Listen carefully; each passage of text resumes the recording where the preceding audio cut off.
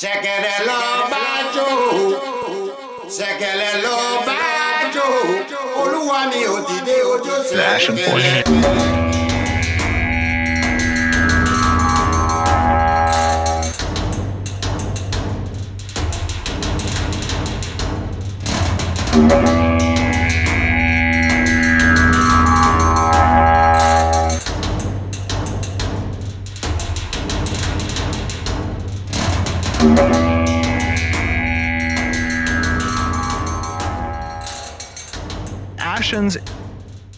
The Ashen Forge. Hello and welcome to the Ashen Forge. I am Phantom X, joined as always by Dygz and the legendary Neurotoxin. How are you two doing? Doing all right. Awesome. Any fun games this week? I know, Dygz, did you get into New World? Yeah, I did New World. Fresh start server. Any fun? I played a little bit of Lord of the Rings. Yeah, it's I'm not sure I like the new narrative, but I mean the gameplay is pretty fun. I think there's double XP, so leveling is faster. It was okay. It's not too different than before, but maybe a little too Eurocentric for me in a different kind of way. But I don't know that there's a way to fix that because it's, everybody's the hero, so everybody has the same story. The Eurocentric part you're never going to fix because he kind of wrote it as a sort of creation myth for England, for things are analogous. Not for Lord of the Rings Online, for New World. For New World. Oh, sorry. Yeah, they changed the narrative for the fresh start servers, and it's it's different. Yeah. So it's not as American necessarily as it was before, but it's still assuming that you're maybe coming from Europe. That the narrative itself is kind of assuming you're coming from Europe and they're going to be sympathetic with Europeans trying to make a start on this new land that you find yourself into. So you don't crash in on the boat during the storm? You do still, but where they're sending you and how they're asking you to do things is a little different. But it's still kind of assuming that you're, coming from Europe. And again, you're going to be sympathetic to all these people setting up a European settlements versus maybe some other kind of settlement. So it's a little bit better, but just again, because everybody is having the same story, I don't see how you can really change that too much. I see. Maybe even if we were playing WoW, they might have a little bit of change based on if you're a Tauren or some other race. But this is not recognizing that in any way. So it's a little interesting. So, but yeah, I mean, I enjoyed the crafting, and sometime we're gonna have a Theory Forge show so that we can just do generic and we can talk about crafting in the different games that we've been playing recently and what Phantom likes or dislikes about that, because I hear you didn't like the crafting again in New World and enjoyed playing something else. What were you playing? Well, so I didn't even get to crafting. I started a new character, much the same, kind of went through the same story, got to the main town, but I don't know, knowing what I want later on from the game and knowing that hasn't really changed, it just sort of makes the rest of the experience kind of what's the point-ish in my mind. So, so I don't know, I think I got to like level 15 or something with a new character. I did some Albion Online yesterday, actually several hours, just because of everyone always mentions that when you talk about PvP and open world PvP and risk versus reward and whatnot. And so I played probably 5-6 hours yesterday and didn't once encounter PvP because they were all safe zones where I was. Now I didn't get to super high level, but again, I always laugh when I get talked about that game or BDO as examples, but yeah. And then Lost Ark. I don't know what it is about Lost Ark, just sort of pulls me. Oh, that's what it was. Yeah, Lost Ark. Yeah. Finally got to gathering actually 30 minutes before we went live. So It's a survival game, so it's going to be a little different than what I would expect from a RPG, but I can kind of see why you would enjoy that a little bit more. So Wizzy, gathering a New World is excellent, and that's I think what we all hope Ashes will be. The crafting part, what my biggest issue with it is it's just so random. I feel like a crafter, as you gain experience, just should somewhat mimic real life, and that your character should be able to more directly determine what the outcome is.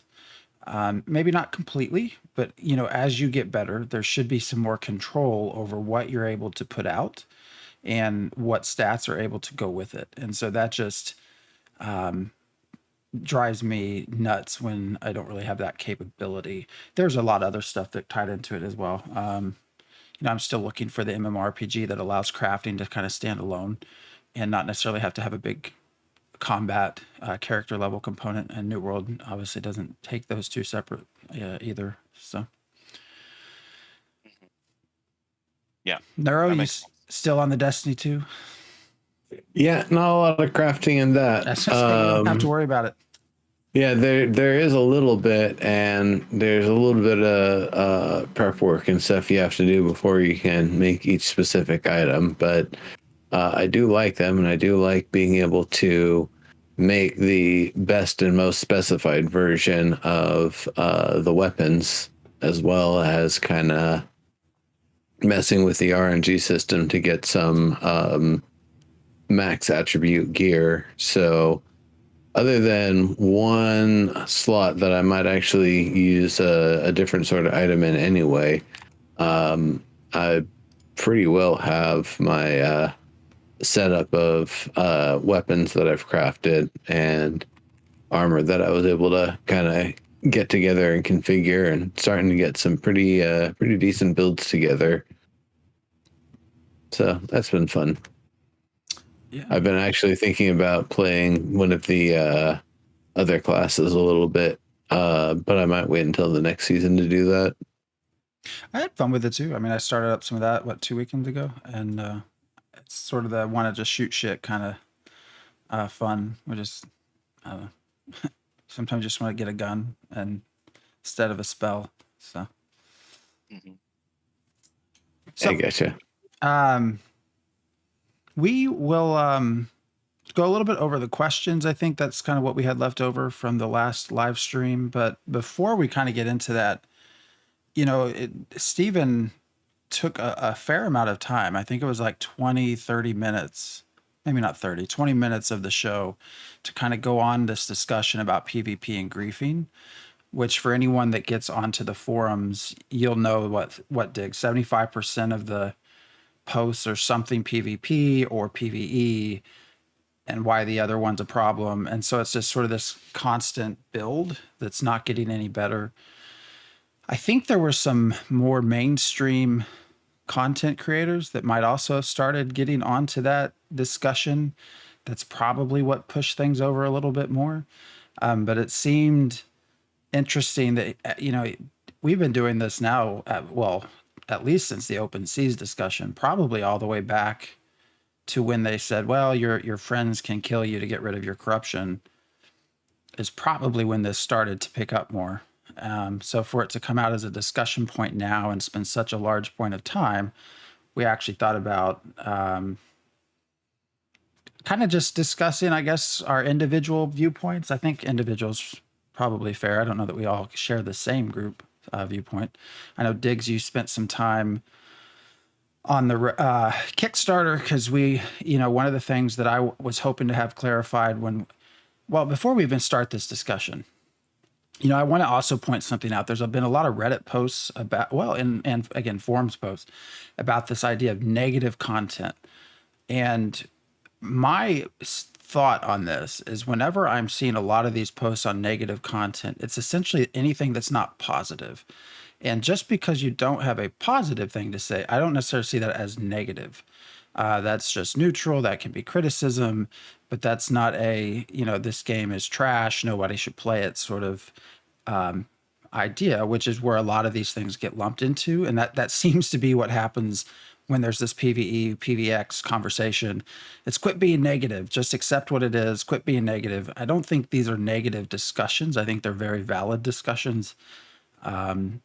So that being said, I know for us as a group, we started looking at this game at Kickstarter, which, 2016? It's been a while. At least 2017, right? 2017, Yeah. I think, was Yeah, the because Kickstarter. it was the last quarter of 16 is when they started talking more on Discord and kind of before it went live. We've had Steven on twice, so we're all very supportive of the game, but there have been some changes recently. I know myself, I've done a fair amount of PvP in my past. I think I've mentioned I was 2 ranks away from Grandmaster in WoW before they changed the whole PvP system. Done plenty of arenas, so I'm not unfamiliar with it.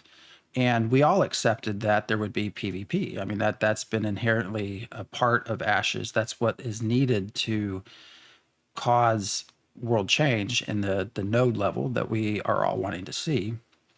But for me personally, when you go back to the Kickstarter, this is actually the name of the show. There were 4 pillars: nodes, economy, narrative, meaningful conflict. And out of that, they actually did describe meaningful conflict as castle systems, node sieges, caravan systems, battlegrounds, and guild wars. And that's the Kickstarter video specifically. Kickstarter Correct. video. Yep.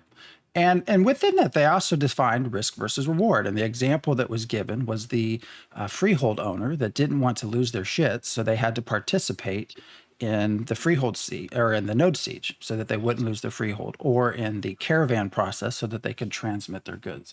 So, I feel like that is where a lot of us come from, because that is where this design started. Now, Steven no one is saying he can't change his mind. He is the owner. He is paying for this. This is his game. That's not the point of this. I think often when you have current discussions, it gets viewed as though these PvE players are trying to swing what the original vision of the game was. But most of these players that are on the forums and on Reddit weren't around in 2016, 2017 to see really what it was that we started with. And so here in the last 6 months or so, I get so tired of the word risk versus reward because that statement, because it is all 95% of the time now in the context of open world PvP, open seas PvP, which was never a big focal point of the original pillars and was not needed for world change. It was not one of those 5 meaningful conflicts that were mentioned. It was possible, and corruption was supposed to take care of that. And we were all aware that it was possible, but it was not a big focal point. And here in the last 6 months or so, it's really around the open seas conversation, where all of a sudden over 50% of the size of the world is now free-for-all PvP, has just I think rubbed people the wrong way. Now, Steven was very right. He mentioned in his statement that we don't know what it's going to be like. Corruption hasn't been tested yet. They have done some things differently than what's been done in the past, and he's 100% right. But that doesn't change some of the feelings or concerns. And again, I don't think it's negative. I think it's just, we've invested a lot of time into this game. 5 years, 6 years. And so that's all. That's I'm still a lifetime sub. I still am looking forward to Ashes of Creation. I'm still hoping I get that that NDA email about gathering and crafting. I guess I would never be able to talk about it right now. I can say it has not come. But anyways, that was my little monologue. I don't know if you wanted to add Dygz or Neuro, kind of what your thoughts on this are. Because I think there's a misunderstanding often when it comes to the PvP crowd that's currently invested in the game, because most of them came later, really once the big name streamers started getting involved in covering Ashes of Creation. So I feel like when I see like a a marketing sort of term for something that it's meant to make it seem more genuine or authentic. Like just saying that this is, genuine blank or authentic blank on like a can of crushed tomatoes or something. It's like, okay, authentic to who or what? Like, yeah, they're tomatoes, they're crushed, they're in a can, they don't hopefully give me botulism, like, wow, great job. Or I'm not going to get too far down the rabbit hole on this one, but it's the idea that everything can be labeled as risk versus reward. Every last bit of gameplay, and you not even being there playing while someone else is playing, that's risk versus reward. You could have been there playing. You don't need sleep, brother. Just keep on playing. Keep on playing. Keep on playing. I think it's something that it's like not a buzzword, but it's being kind of used as a way to maybe skirt around what exactly is being talked about and being meant, and really getting to the heart of the issues that risk versus reward. And then the explanation, okay, you can go out solo, that's the risk. The reward is you get to keep everything that you managed to come back with. Then you go out solo, the risk is that an NPC will eat you. Well, okay. And then the risk is that you go out and a player character will eat you, or, smash you to pieces and take your stuff. It's like, all right, well, great. So if I get eaten by an NPC, that's my fault. But if I'm out there solo and somebody kills me, that's my fault too, not their fault. Because I took the risk. That's, okay, great. But that's, I think, we kind of already understand that, to a greater or lesser extent. I think that there's a little bit more that needs to kind of be talked about for like what the kind of risk is, and what all the levels of implications of allowing people to attack other people, and trying to mitigate it with the corruption system. There's always going to be some way that people will game the corruption system, and then sometimes it just becomes a balancing act. I remember in Ultima Online, this was kind of shortly before the subscription was cut off, because I was just, like 12 or 13 or something at the time. And I definitely wasn't paying the monthly on that. It was just that having a little bit of negative reputation and dying, you get a bit of skill penalty, and a little bit of attribute loss penalty, and it sucked. If you were really, really bad initially, you'd have a little bit of skill loss and a little attribute loss when you died, no big deal. But that was not enough of a deterrent, because people were not just going out in like toe-to-toe, meet you in the field honorably PvP. This was using a town portal spell or not town portal, like a teleport rune to bust into a place while the lag spike from that is hitting everybody that was in there.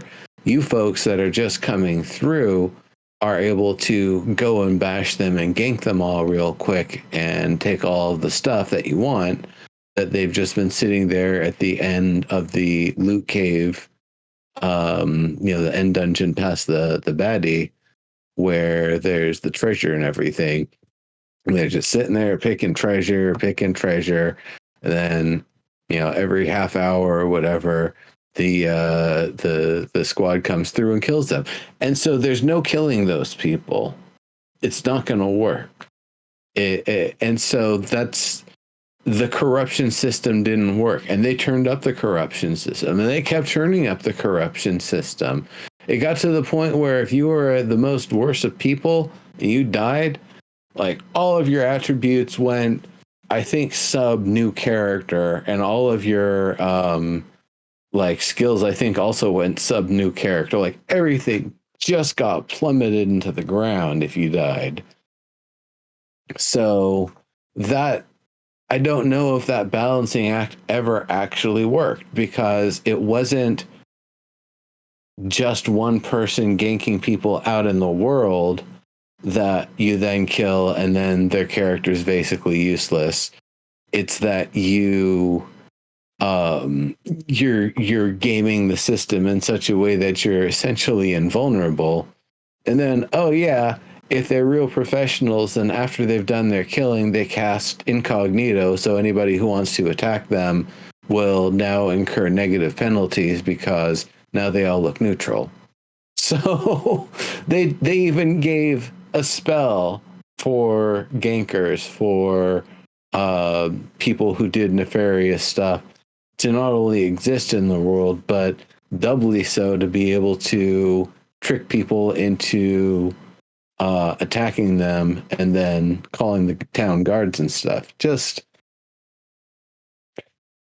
a real mess of a sort of thing.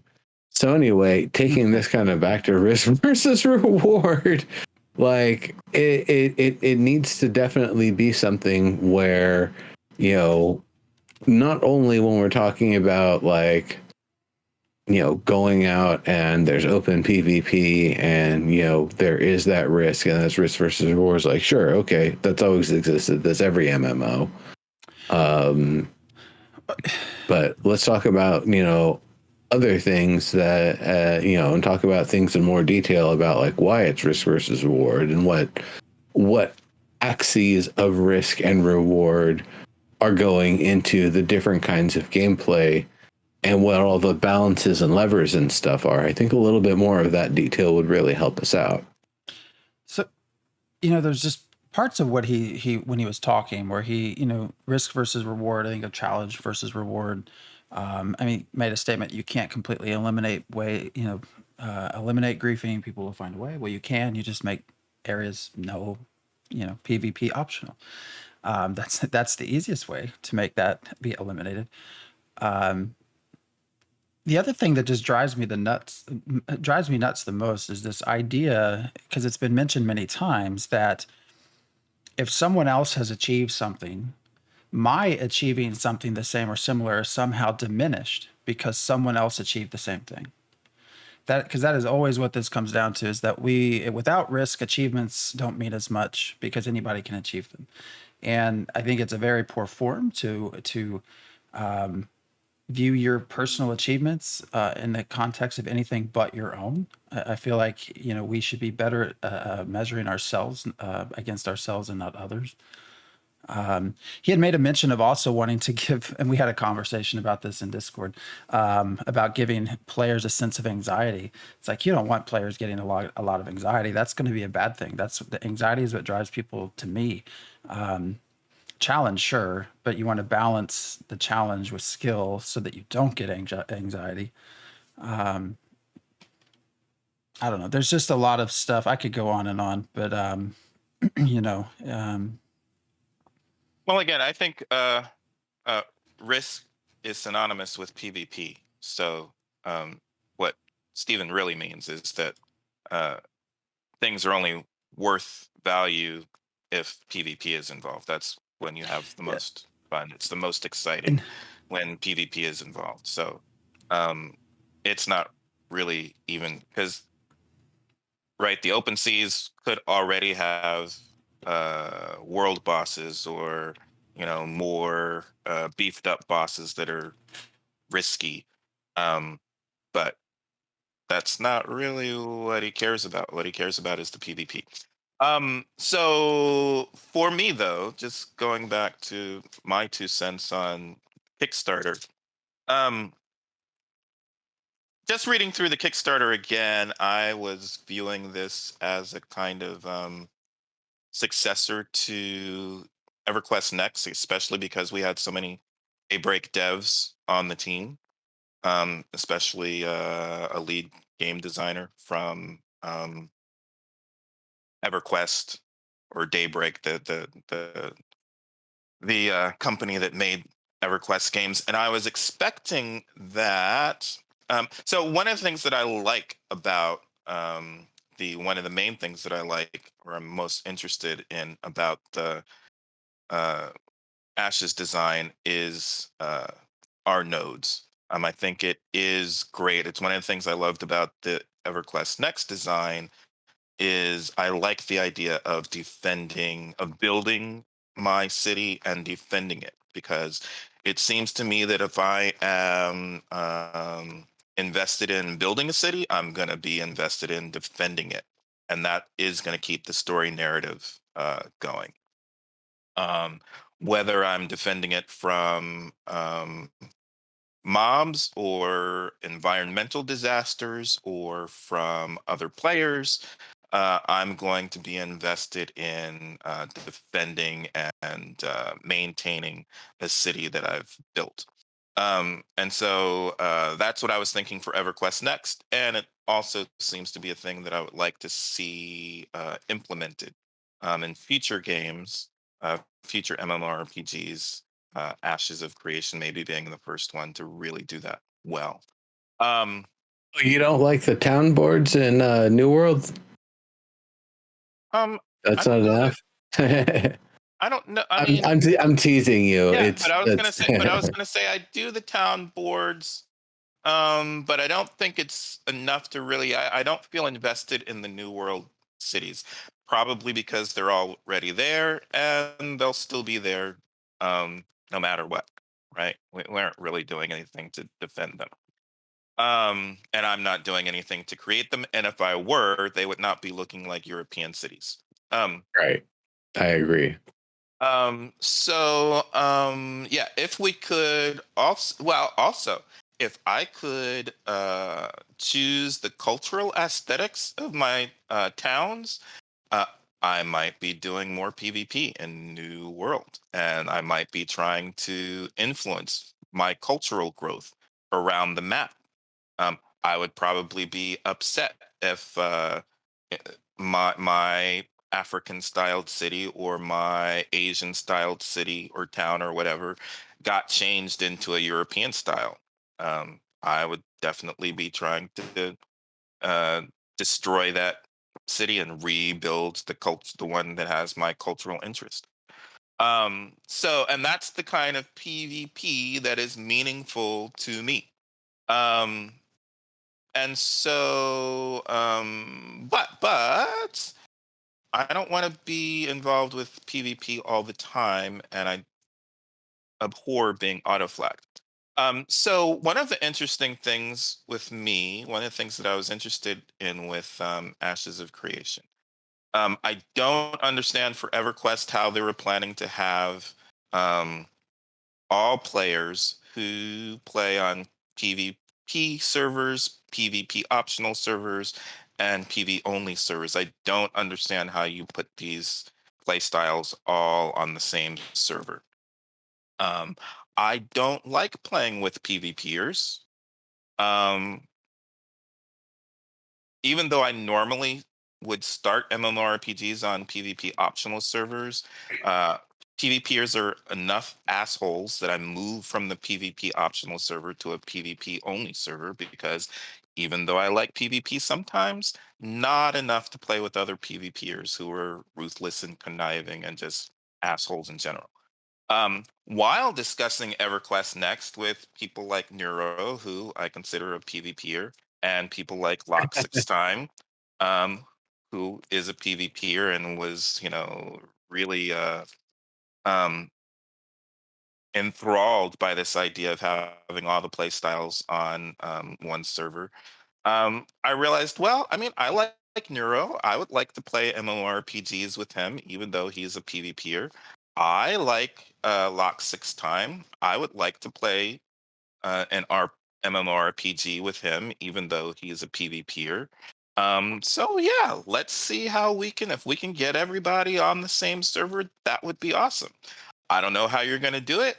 And again, the quickest way to get people banned on the EQNX servers was to have PvPers uh, present options for how everybody could play together. It would offend the PvEers, and flaming would occur, and people would get banned, temporary bans. The same thing for PvEers. When the PvEers would offer their suggestions for how to get everybody playing on the same servers, it would offend the PvPers, and people would get temporary bans for a couple of weeks. Homeboy's saying that wolves need sheep, but I'm not playing an MMORPG to be another player's sheep, so that's not really going to work. And I think that's the general sense of PvEers uh, as well. PvEers are not playing MMORPGs in order to be sheep for PvPers. So, I think this first option of meaningful conflict seemed kind of like a viable solution. Everybody starts as a non combatant by default. Corruption is involved, and there's some meaningful PvP as you're defending caravans or um, defending your castle or your node. And those forms of PvP sound like they are opt in to me. You start off as a non combatant, and you can choose to flag as a combatant if you wish. Um, uh, but as soon as you have a large portion of the map that is auto flag as combatant, I'm out. That's too PvP for me. I'm an explorer primarily. I need to be able to explore the map without being flagged as a combatant. Um, and that's okay. So the interesting thing about the open seas, though, is the naval combat in Arc Age is specifically why I chose not to play Arc Age, even though it had some other interesting mechanics for me. As soon as I watched naval combat in Arc Age, I was like, yeah, I'm out. I'm not going to play that. Lock Six Time had fun playing Arc Age too, and watching Lock Six Time play Arc Age, I was like, yeah, I'm not playing that game. This is why when we had Steven on in February of 2018, I fairly quickly asked him if it's Ash's PvP is going to be like Arc Age or like EVE Online, because those are two games that are too PvP centric for me. And that would let me gauge whether or not I would be playing Ashes of Creation. And he said there's no zones that permanently auto flag you. So those are the differences between Ashes and those two games. And so I was tentative again about possibly playing, and corruption being the thing that really helps deter non-consensual PvP.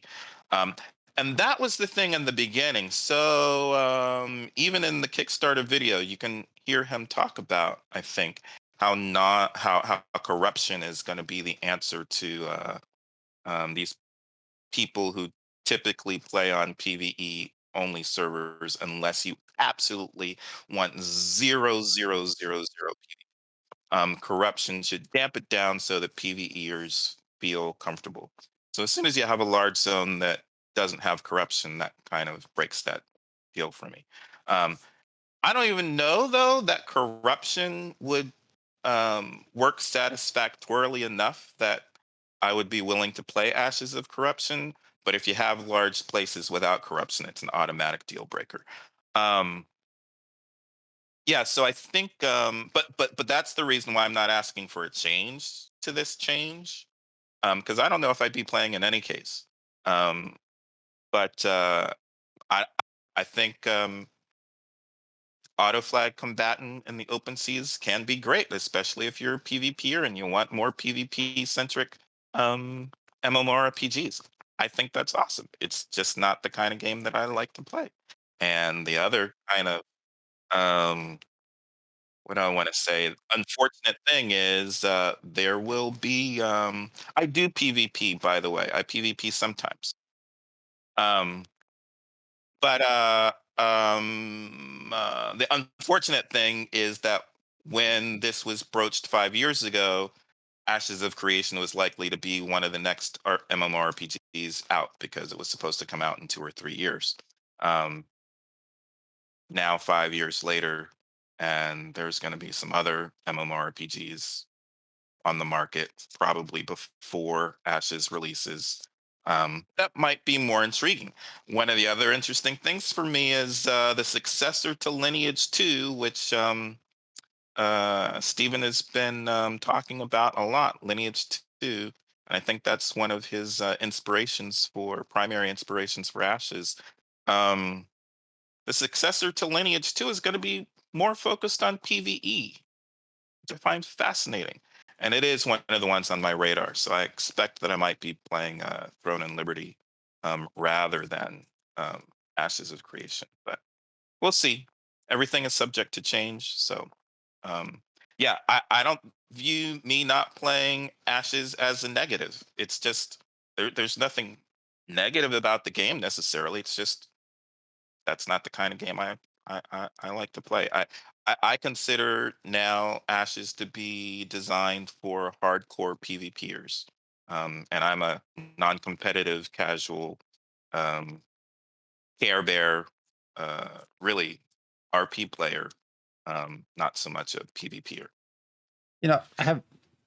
Go And I ahead. just want to say, so I think the main thing that PvEers want to know, um, because they ask, it's the first thing they ask is there a PvE only server? And this thing about PvX, I think PvEers do not care about this term PvX. What PvEers want to know is there a PvE only server? And if there's not, why am I going to want to play on the same server with PvPers? That's the thing that you have to answer for them, I think.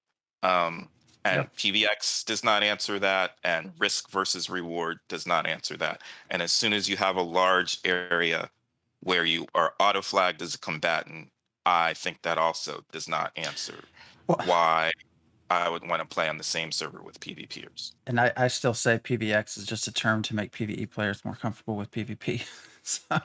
I agree. Yes. So yeah, just a couple other things, I guess, to wrap this up, unless there's more to talk about. You know, What do you mean wrap this up? I know this will keep going on. Well, so Dygz' discussion of a server, right? A PvE server. This is something that comes up. I honestly don't think that can happen, right? You know, there was a good example in chat talking about with what was it, Trammel and Fluka. You know, as soon as they went to a PvE server, everyone left PvP server. So I don't think creating separate servers is going to work, because all of a sudden you will have dead servers, then nodes won't function as it is. You know, I back this game for nodes, and nodes, it just has to work. Otherwise, it's just another MMO, like everything else, and I don't think it will survive. So I don't think that's an answer to it. Or so maybe you look more like at safe zones.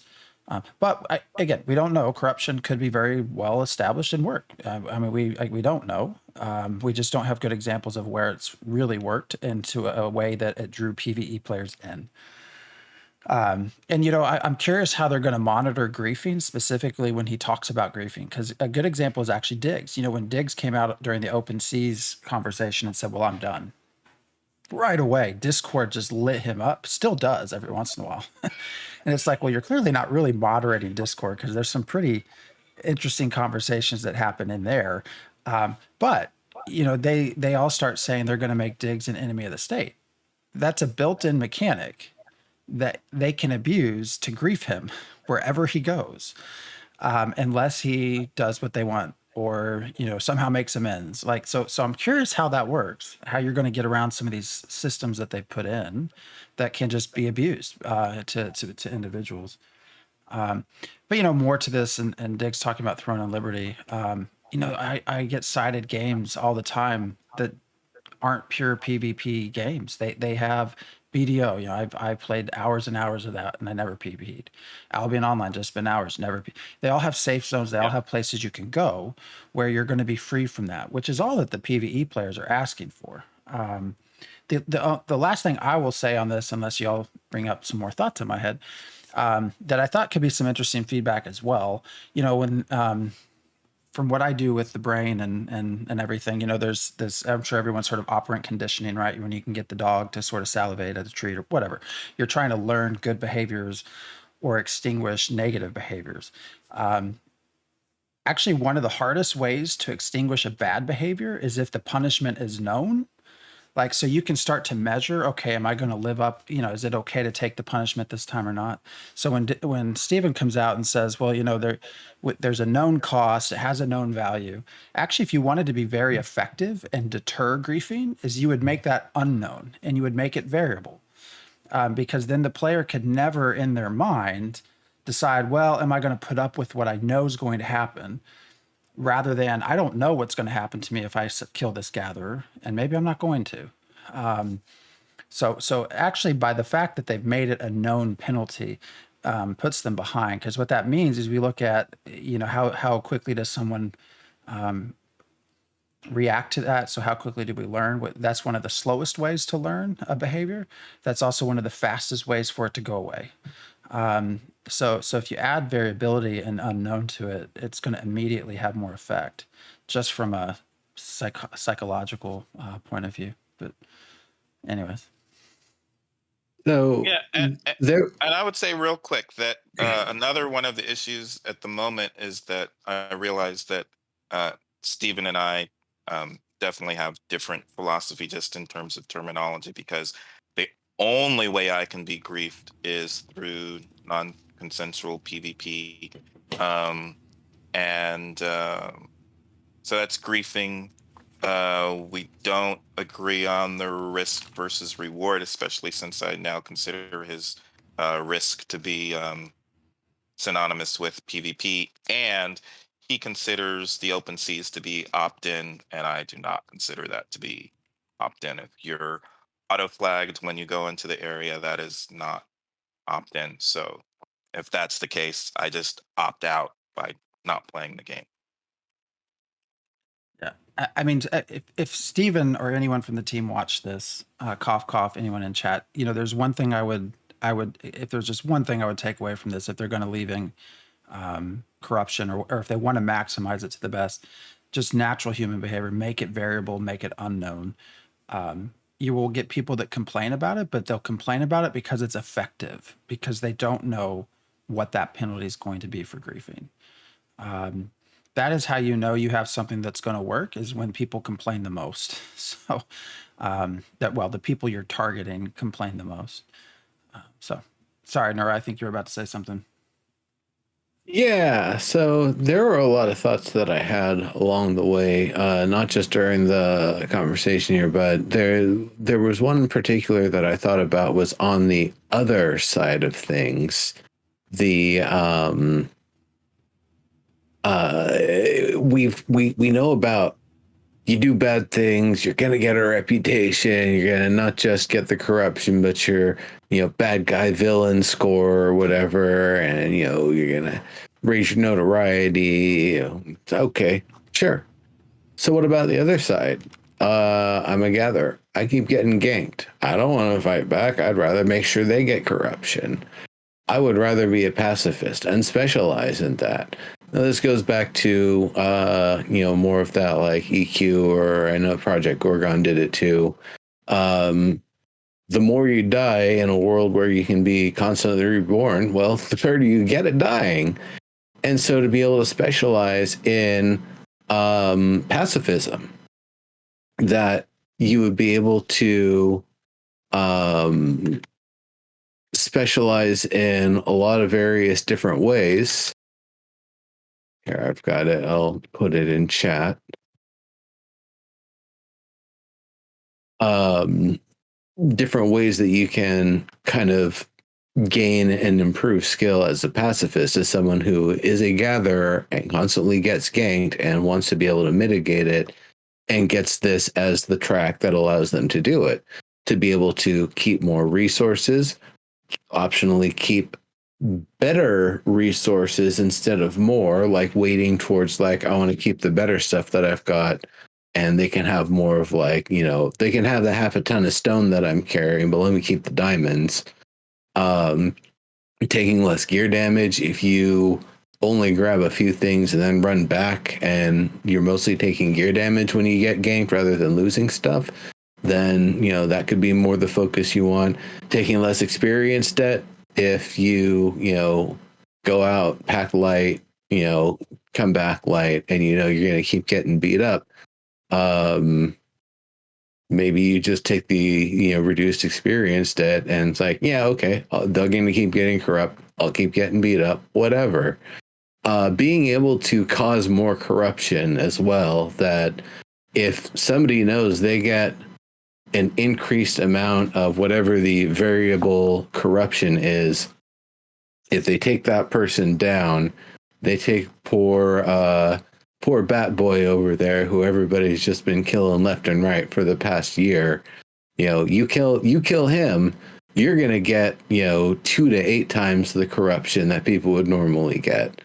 And so, you know, being able to have that as a thing, being able to be notorious for, like, you know, don't kill that guy, that's a bad, you know, it's a bad deal.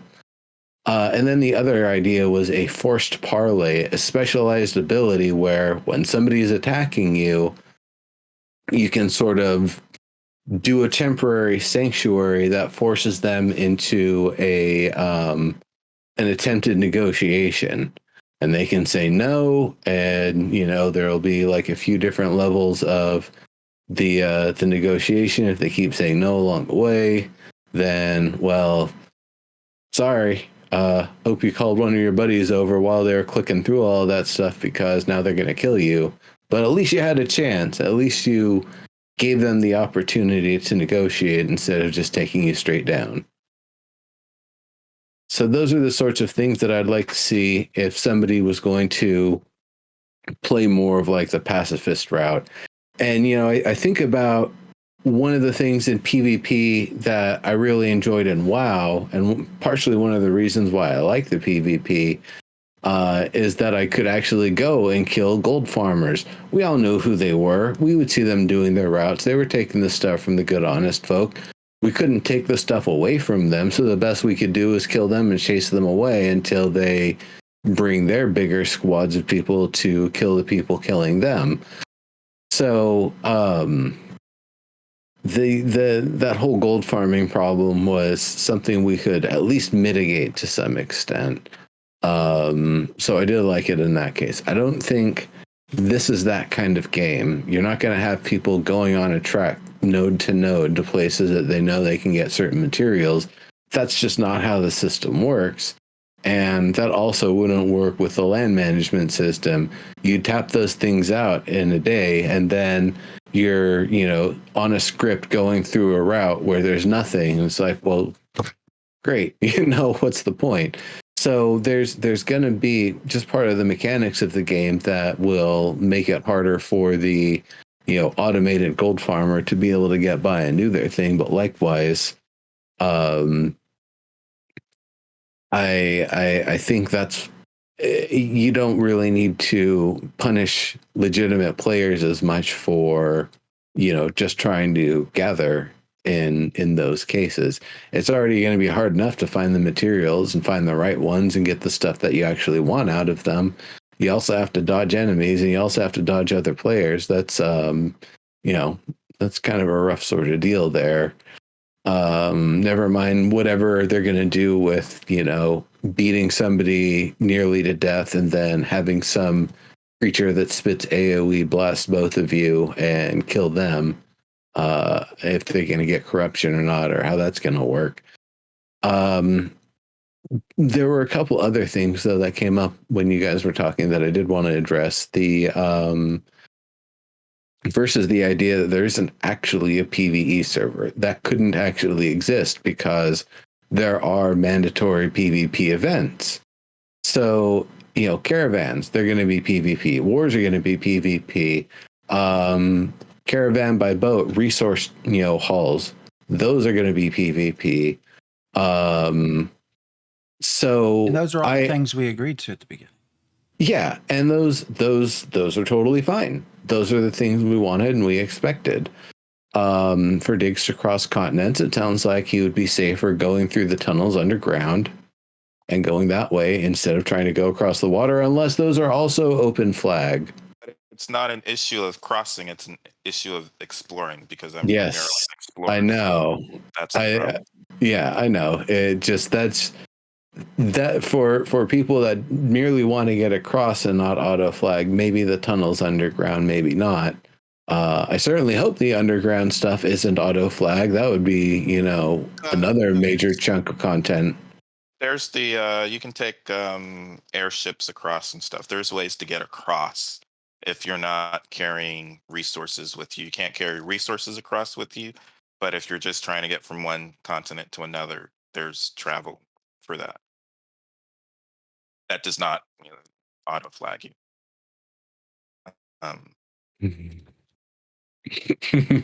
Yeah, I think because you're talking about this pacifism thing, and I was also thinking about a Care Bear system where maybe you could get rewards for not fighting, and it would possibly have to have some kind of diplomacy mechanic associated with it. So I want to be the ultimate diplomat, and in order to do that, I have to minimize my kills, and that could be interesting. But I think again, it would probably.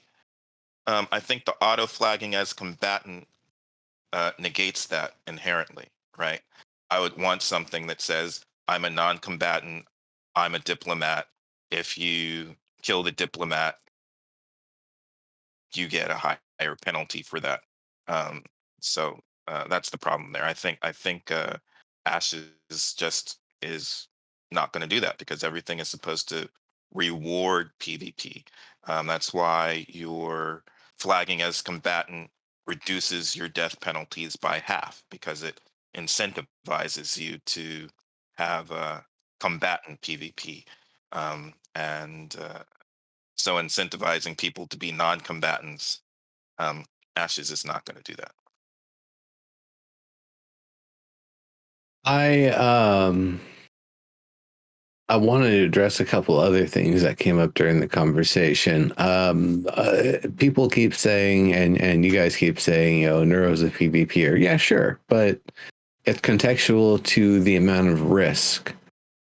When the risk is at its absolute lowest, I PvP the hardest. Wow, I don't really remember losing anything for dying in PvP. I don't think there was gear loss or anything. Maybe like a 1% ding or like a chip off of like 400 durability item or whatever. Not significant. Not something that I couldn't easily pay my way through with all the raiding that I did and all the money that I made. So then I even go further than that. Planet side 1. Every item in my inventory except something that I looted off the enemy and any special ammo that's required from the enemy's arsenal is just something I can pick up from a box or from a terminal rather, either off of a bus or a base or a fancier base if I hack into like an enemy one. Need to get the stuff that way or whatever. But it was not, there's no risk. I'm not losing anything when I die. They can grab the stuff out of my backpack. My allies can, the enemies can't. Great, whatever. I ain't worried about that because I'm already moved on to my next life and I've already got my arsenal of whatever I'm bringing in loaded up again. So, and then even with that, I think about Foxhole. Yeah, there's a risk. If I lose stuff in the field and it gets looted, it gets looted. The enemy gets it. That's part of supply line. That sucks. The more I go out and die, the more of the shirts we lose. That sucks. But unless I'm running supply or unless I'm like really doing heavy duty, like, resource management stuff, I feel like I'm a good enough player that every opportunity that I die, I can respawn, get my arsenal, go back out on the front line, and it's not a waste or loss of resources. So that's a lot different than an MMO with, permanent gear, and I have to keep it maintained and topped off. And until I'm max level and everything's at its highest, I'm constantly chasing additional experience. And so dying will reduce my ability to gain that experience. And not only with the gear and the experience, but it will also put me out of place. If I was gathering anything and I had anything of value, I might have potentially dropped it from like a gathering or, an enemy dropped resource. So in that context, I'm a little bit less of like an open PvPer. I will, I'm fine to roll the dice and take the chances, but more so on someone else's dime. I don't want to load a caravan of my own purchase, but I'll defend your caravan. I don't want to send my own boat out there to get obliterated in the open international waters. But hey, if you're going out there, you're going to do some high risk stuff. Yeah, sure. I'll slap on some swimming gear and, a scimitar and a short bow or something. And, I'll go and sit on the mast or whatever and holler at things.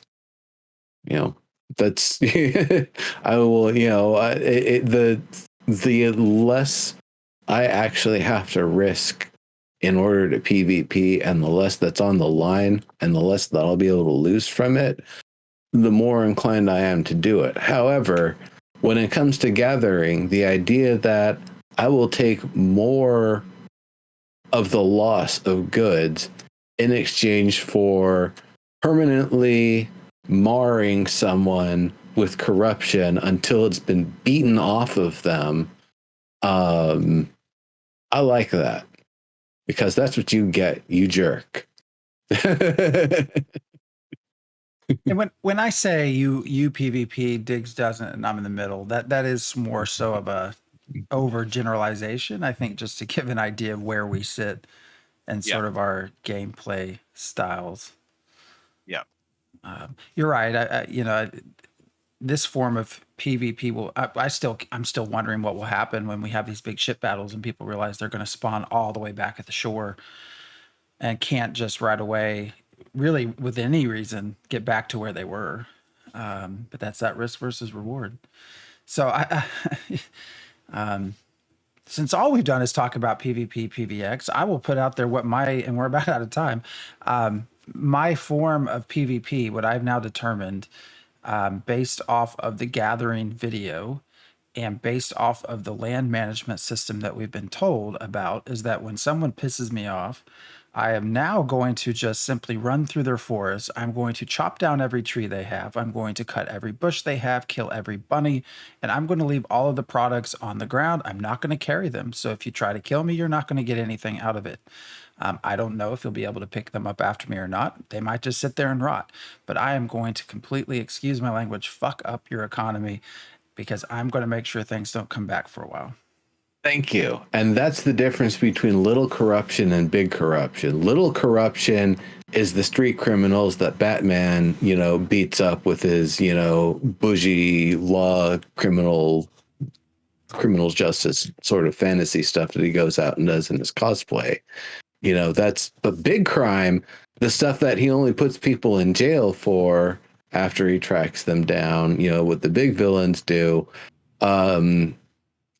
The stuff that you're actually destroying the permanent ecology on the server and trying to drive things towards corruption, you don't get marked corrupted for that. You're just some dude chopping stuff down. See, that's hilarious to me. It's like, the scale of the crime that's going on. You beat one person up. Oh, you're corrupted. You're such a, bad person. We're going to have to kill you now. You cut down 1,000 trees. You just leave them to rot. You make the buffaloes go extinct. It's like, oh, what are we going to do? Oh, well. And I hope you cannot pick up after me, because that will make leaving them sit there even more sweet. There's all the talks of the mercenary guilds, the people that are going to go out and protect gatherers, which I think is fine. I'm going to create the sort of opposite of that, and it's going to be a guild that you can hire when you want them to just raise the forest. I'll take 50 of my friends and we will just go cut down every tree we can, and give us 2 hours. We'll make it happen.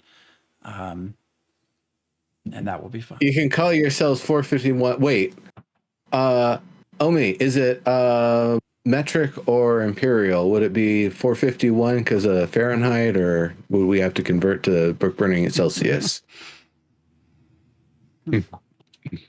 But The temperature that wood burns at.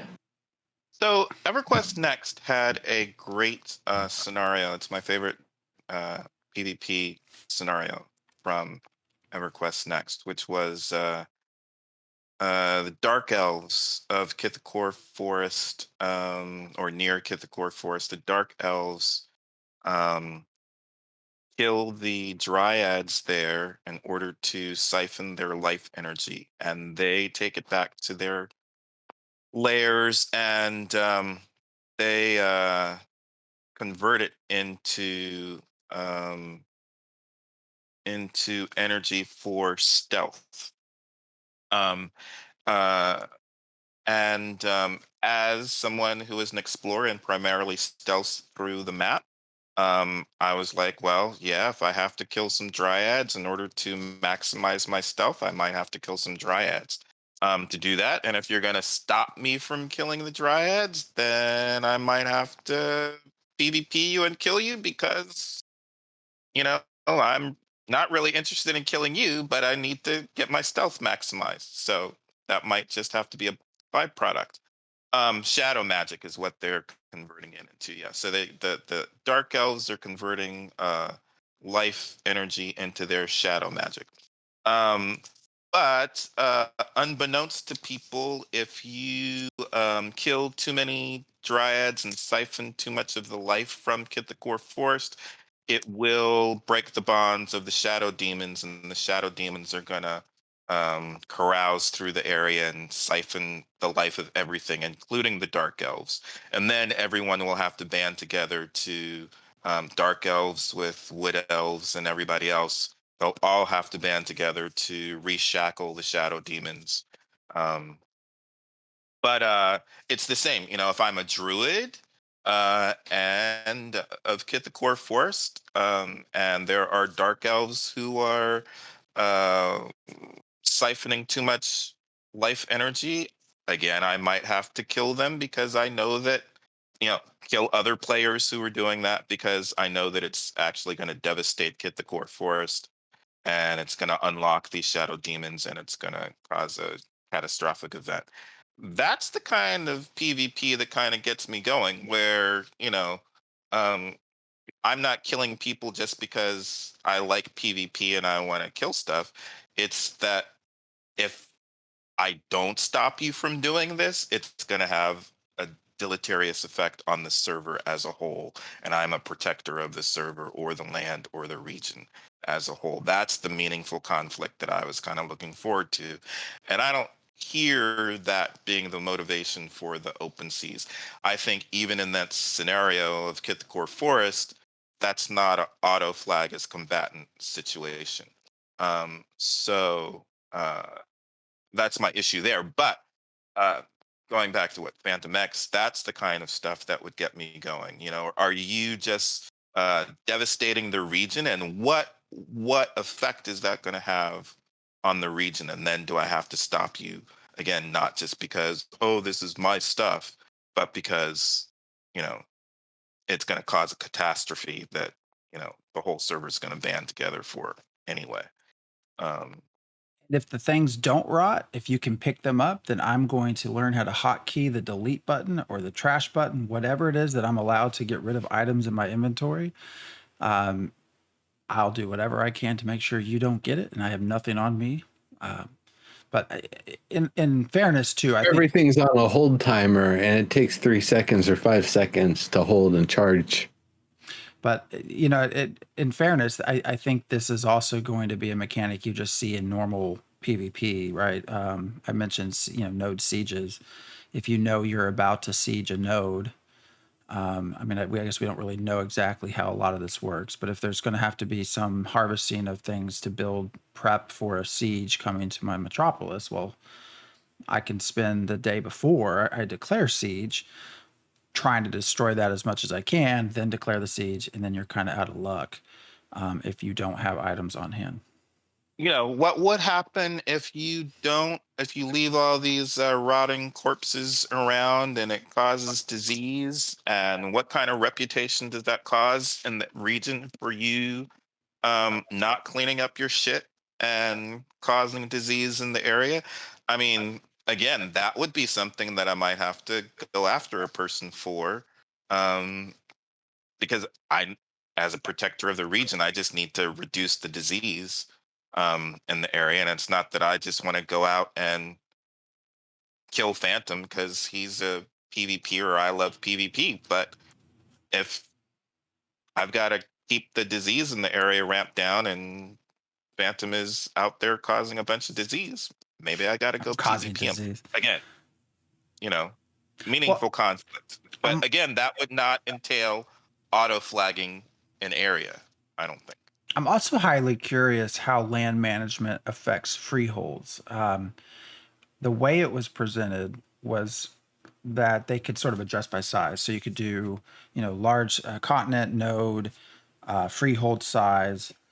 So it would be fun. Well, I don't know that it'd be fun because I want to be a farmer. I wonder if by cutting down all of the trees and doing all this, if you're actually going to also impact freehold and what kind of food and things can be made.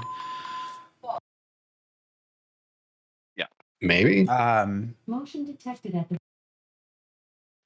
Yeah, the noise is just finally starting to catch up to me.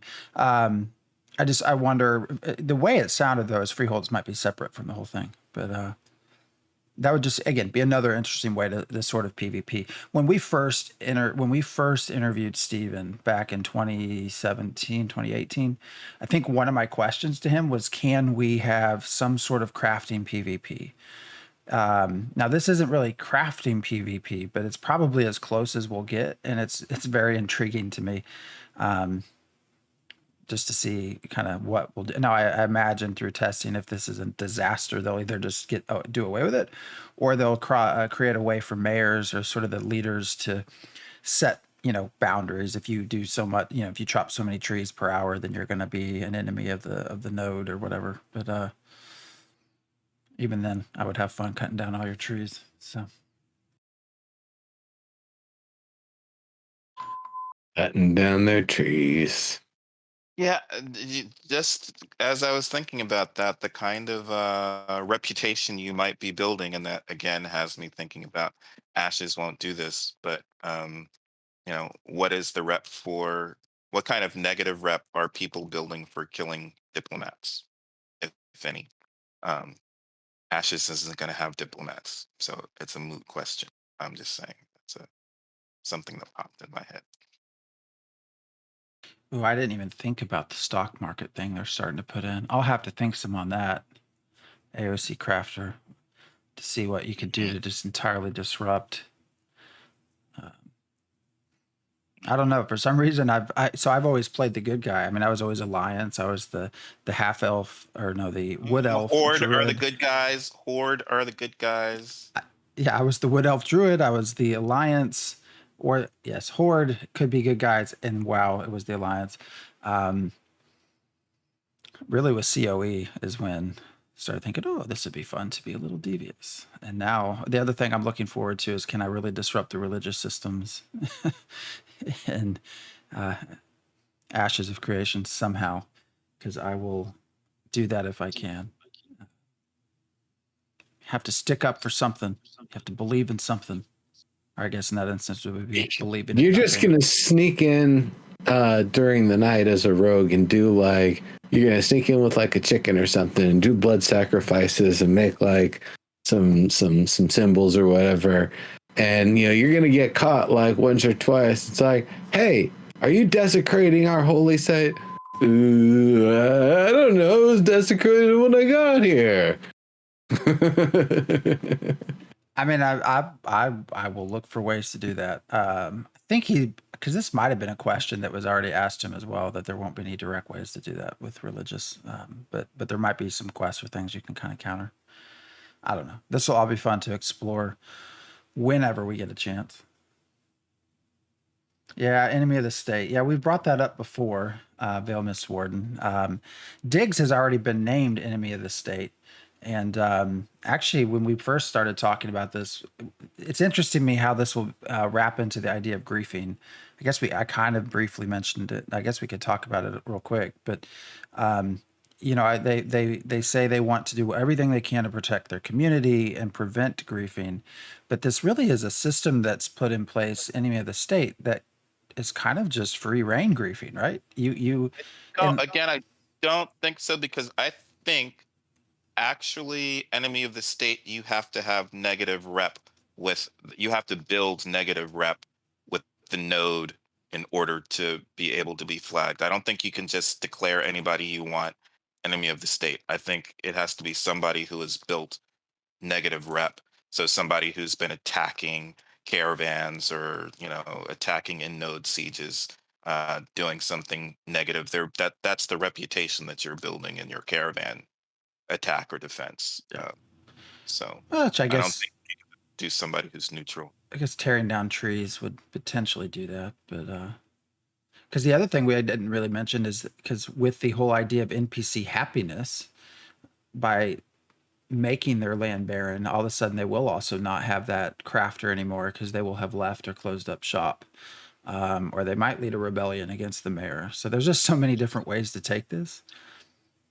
It'll be a lot of fun. And I'm not going to kill any chickens. I'll kill all the rabbits. I'll leave the chickens be. Well, we have gone. You gotta sacrifice something. We have gone a little bit over. Anything else to talk about in relation to this? There was a question that was in, I don't know that we talked about it last week, that kind of ties in, that I thought was a good idea. Was this idea, if you have a pack mule or some sort of mount, that if a griefer kills that actually also gives corruption, but a little bit less than a player. Because the other thing I could see is, well, I'm not going to kill the player, but I'm going to kill your pack mule, so that you can't physically carry what you now have, and so maybe you have to lay some on the ground, and I get to take that from you, as sort of a workaround to this idea of corruption. But they're going to add corruption to your mounts as well. So yeah, you're killing someone's living property. It's like killing, you're killing a player something. Mm-hmm. I think it was both. Well, I don't know if it mentioned pet versus mount. I'll have to. It just says. There isn't a battle pet. That's your mount. Yeah, it just said mount. Or if you're talking about like a summoned pet or like a tamed pet, yeah, if that's your property and someone kills it, that should be corrupting. So. And now everyone's going to be like, oh, well, this summoner just keeps on sending little exploding mushroom dudes in my AoEs, so I accidentally blow them up, and then I get corrupted? Come on. I don't think there's going to have to be some nuance to it for sure. All right. Well, any final words for this Sunday night or evening, wherever you're at? Nodes, economy, narrative, meaningful conflict, the pillars of Ashes of Creation. Mm-hmm. Yeah, I really did get into this based off nodes. I mean, that's what's drove me to Ashes this whole time, which is why we've so often talked about what is it we're waiting for? Nodes. Is it 3? Volume 3? Yeah, Nodes 3. So we're waiting for Nodes 3, the original Nodes video. We're also waiting for the third Nodes type. So we got 2 of them, I think, scientific and what did we get? Scientific and military, something like that. Mm-hmm. We're still waiting for the third article to drop for Know Your Nodes. And I guess now economy fits into meaningful conflict. We're finding out. And narrative, we just need to get Umbwa on here, because I really do want to find out more about how you create these systems for a game that can go many different ways to make it all seem cohesive, depending on how a node flips. So, but again, that might be something where if we know the rules, we can try to game them. So maybe we shouldn't know the rules. I don't want to know the rules. I just want to know artistically how does he take that approach, right? I would guess would connect with characters that he creates, and the idea that some might not get seen. I don't know. I'm curious how that approach is done up here, and technically, although yeah, they probably wouldn't give us the details. We should talk about Extra Life. Did you guys watch any of it? I would need to review it. I saw bits of it, but I was pretty busy too. I also had to sleep. Yeah, I always want to go through the Pathfinder campaign just to see what little pieces of information kind of pop here and there. But you know, that's going to take what 7-8 hours or more. So. I mean, you could just. I'm sure somebody has gone through and pulled out all the stuff that's relevant. Really, not on any of the others. Not very much, anyways. Yeah, all right. Actually, I'm pretty sure the very first one they did is lost forever. I don't think it's on YouTube or Twitch at all. So unless somebody has a recording. The last time I checked in, which was around 9:30 this morning, I think they were at 60 something thousand. So their goal was 25,000, and they went over. They might have tripled that by the time we got to the end. So they did a great job. I did contribute a little bit. They always do. Yep. Well, all right, everyone. Have a good week. I don't think any of us have any reasons not to be here next Sunday. I certainly don't. So we will see you all next Sunday and kind of continue the discussion. As always, if you want to chat with us throughout the week, just join Discord. There's always conversations happening there. And also, if you want to play with us, there's Neuros and Destiny 2. We got Lord of the Rings going on, New World. Just hang out and chat and kind of go from there. But everyone have a great... oh, wait. Sorry, I just got distracted. All right, Woodchip. I want to look at that sometime. He's saying that he has the first Extra Life with Ashes of Creation recorded and transcribed. So yeah, I'll be very curious. But everyone have a great week, and we will see you here next Sunday. Then, later, everybody.